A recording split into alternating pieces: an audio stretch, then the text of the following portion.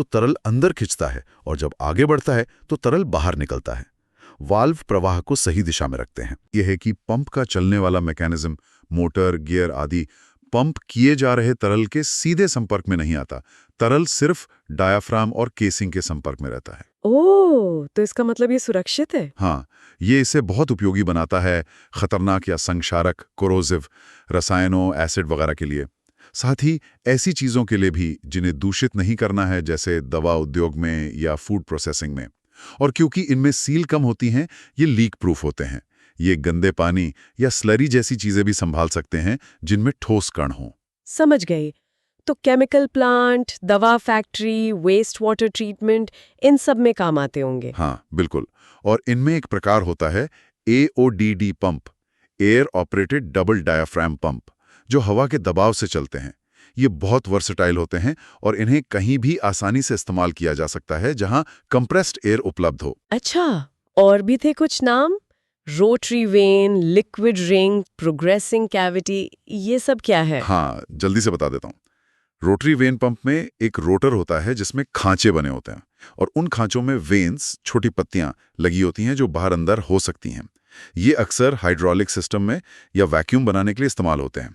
Liquid ring pump भी vacuum बनाने में माहिर होते हैं, खासकर ऐसी गैसों के लिए जिनमें नमी या छोटे कण हो सकते हैं, क्योंकि ये सीलिंग के लिए तरल अक्सर पानी का इस्तेमाल करते हैं। और प्रोग्रेसिंग कैविटी पंप थोड़े अलग होते हैं। इनमें एक पेच जैसा घूमने वाला रोटर होता है जो एक खास आकार के स्थिर स्टेटर के अंदर घूमता है।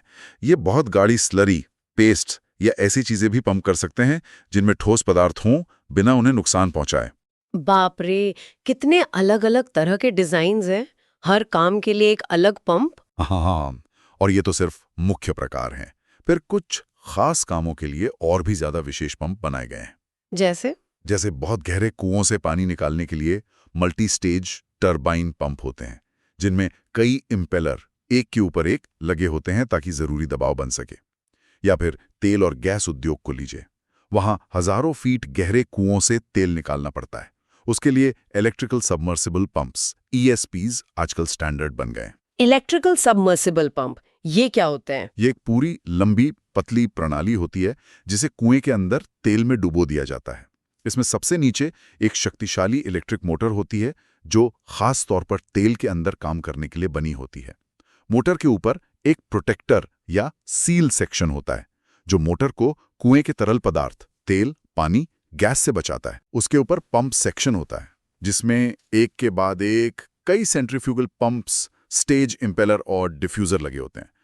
हर स्टेज दबाव को थोड़ा बढ़ाता जाता है और सैकड़ों स्टेज मिलकर तेल को सतह तक पहुंचाने के लिए जरूरी दबाव बना देते हैं। और फिर सतह पर एक कंट्रोल सिस्टम होता है जो मोटर को बिजली देता है और उसके प्रदर्शन पर नजर रखता है। ये बहुत ही जटिल और प्रभावशाली इंजीनियरिंग का नमूना है। सोचकर ही लगता है कितना मुश्किल होगा। और केमिकल उद्योग में वहां तो अलग तरह की चुनौती होगी, मतलब केमिकल्स पंप को खराब कर सकते हैं। बिल्कुल, वहां सबसे बड़ी चुनौती होती है संक्षारण की, करोजन। एसिड, बेस, सॉल्वेंट्स ये सब धातु को खा सकते हैं, इसलिए केमिकल पंपों को खास मटेरियल से बनाना पड़ता है। कभी कभी स्टेनलेस स्टील काम कर जाता है, लेकिन ज्यादातर खास मिश्र धातुओं, एलॉयज या प्लास्टिक या सिरेमिक लाइनिंग का इस्तेमाल करना पड़ता है। कोई उदाहरण है ऐसी मिश्र धातु का? हाँ, जैसे एक बहुत प्रसिद्ध मिश्र धातु है एलॉय 20, जिसे डरको नाम की कंपनी ने विकसित किया था। ये खास तौर पर सल्फ्यूरिक एसिड जैसे बहुत संक्षारक रसायनों को झेलने के लिए बनाई गई थी। इसी तरह अलग अलग केमिकल्स के लिए अलग अलग मटेरियल चुने जाते हैं। और खनन उद्योग में वहां क्या चुनौती होती है? खनन में अक्सर पानी के साथ बहुत सारे रेत, बजरी या पत्थर के टुकड़े मिले होते हैं। इसे स्लरी कहते हैं। ये स्लरी बहुत अपघर्षक होती है, मतलब ये पंप के अंदरूनी हिस्सों को बहुत तेजी से घिस सकती है। तो उसके लिए कैसा पंप चाहिए? उसके लिए खास तौर पर डिजाइन किए गए स्लरी पंप्स इस्तेमाल होते हैं। ये बहुत मजबूत बनाए जाते हैं। अक्सर इनमें घिसाव झेलने वाले हार्ड मेटल या रबर की लाइनिंग होती है। इनके इम्पेलर भी बड़े और खुले डिजाइन के होते हैं ताकि वो आसानी से बंद ना हो। तो ये विविधता दिखाती है कि पंप तकनीक कितनी विकसित हो गई है और हर जरूरत के हिसाब से कैसे ढल गई है।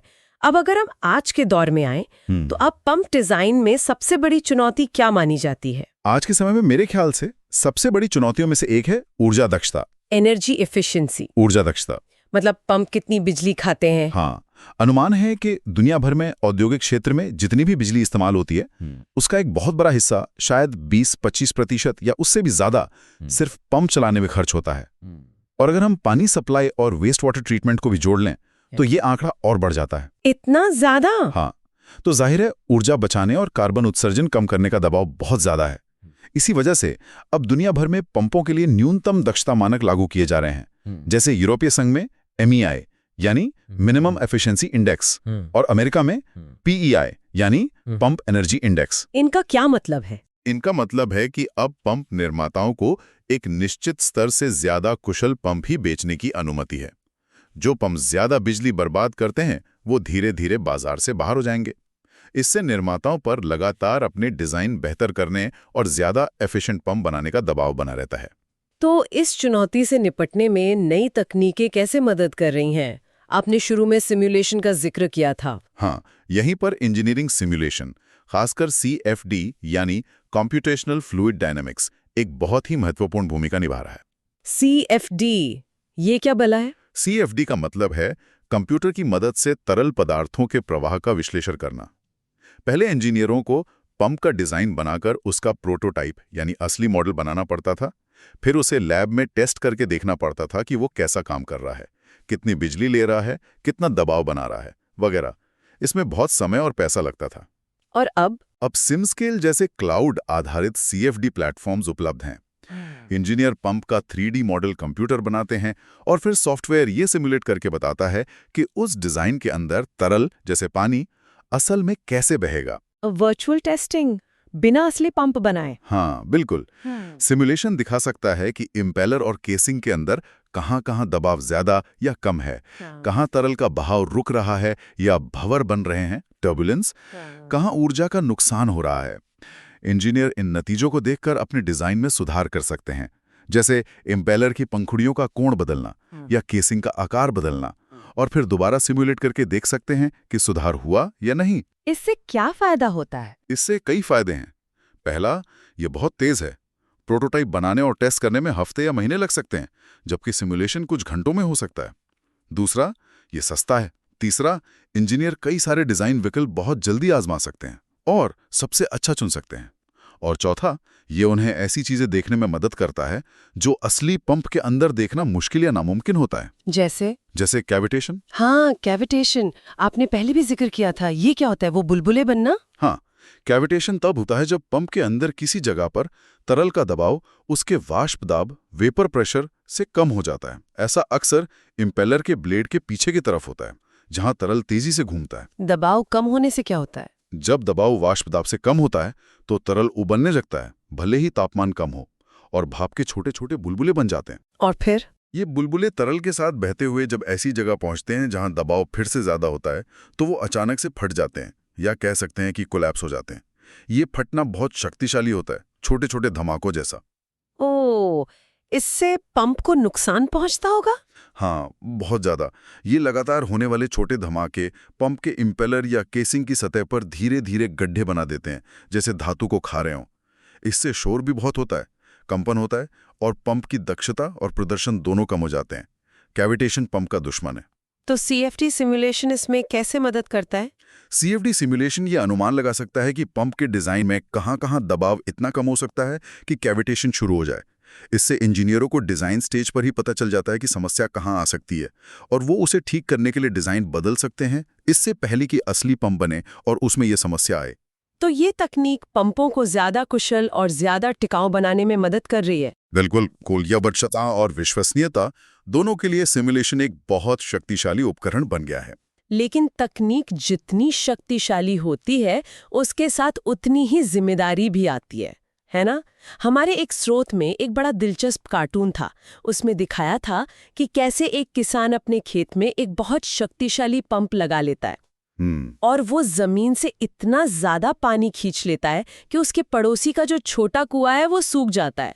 हाँ, ये क्या दिखाता है? ये कार्टून एक बहुत ही गंभीर और महत्वपूर्ण मुद्दे की तरफ इशारा करता है, स्थिरता का मुद्दा, खासकर भूजल के संदर्भ में। भूजल मतलब जमीन के नीचे का पानी? हाँ, पंपों ने, खासकर बिजली और डीजल से चलने वाले शक्तिशाली पंपों ने, हमें जमीन के नीचे छिपे इस विशाल जल संसाधन तक पहुंचने की अभूतपूर्व क्षमता दे दी है।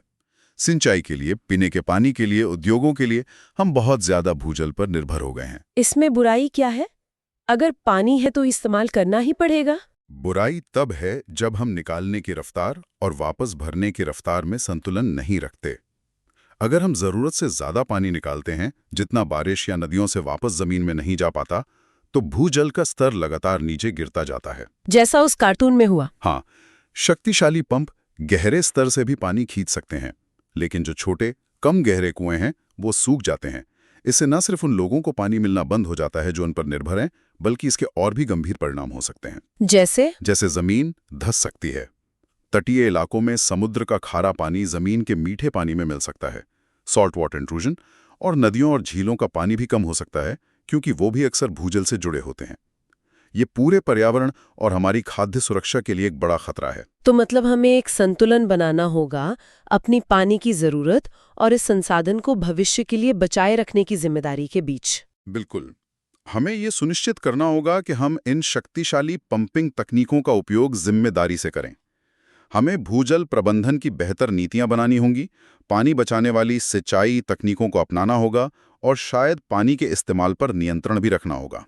ये तो बहुत बड़ी चुनौती है। हाँ है, लेकिन दिलचस्प बात यह है कि कुछ विशेषज्ञ अब इस दिशा में भी सोच रहे हैं कि क्या हम कुछ पुरानी सरल तकनीकों को, जैसे वाटर व्हील या पवन चक्कियों को, आधुनिक नवीकरणीय ऊर्जा स्रोतों जैसे सोलर पैनल के साथ जोड़कर कुछ स्थायी समाधान बना सकते हैं। पुरानी और नई तकनीक का मेल, ये कैसे काम करेगा? सोचिए, एक दूरदराज का गांव है जहां बिजली ग्रिड नहीं है।